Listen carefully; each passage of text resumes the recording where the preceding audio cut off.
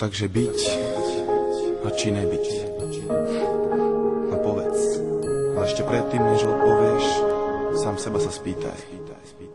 Ktorá je biela, ktorá čiera, kedy je deň a kedy noc, kde je ráj, kde je peklo, ako je dobre, ako zle, prečo áno, prečo nie, čo je začiatok, čo koniec, to som ja, to si ty, ja teraz pýtam sa, byť či nebyť, byť či nebyť, nekonečná dilema.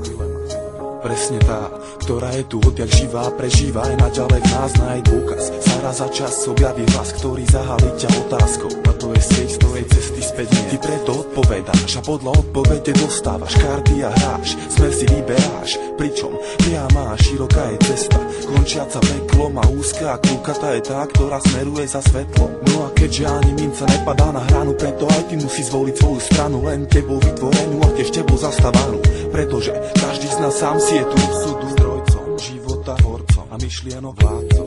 Druhý môže ti byť radcom alebo zradcom, pretože tu každý má to svoje, no a väčšinu absolútne nezaujíma tvoje. To sú presne tie zdroje, kvôli ktorým život predstavuje neustále boje. A to nie sú iba moje paranoje, ale obrovské bludisko, východisko blízko. Ja neopustím boisko, pokým ty sám pravdu nespoznáš, neuznáš, že to, čo rozdáš, daruješ, patrí ti viac ako všetko, čo zoberieš. Ale aj tak vždy len podľa seba vyberieš, sám dileme odpovieš. No a preto je svet presne taký, aký si ho vytvoríš. No a tak mal by si to už konečne začať chápať, oči si otvárať a od zaboru klad rozoznávať a ľudí od ľudí rozpoznávať. Keď tak učiníš, zistíš, že klopeš na dvere a pritom len ty sa máš kľúč. No tak sa vo viere daj po smere k vyššej sfére, s odvahou, s ktorou svetelný lúč vybere sa hrdo krutou temnotou v každej jednej diere, v každej jednej diere, v každej jednej diere.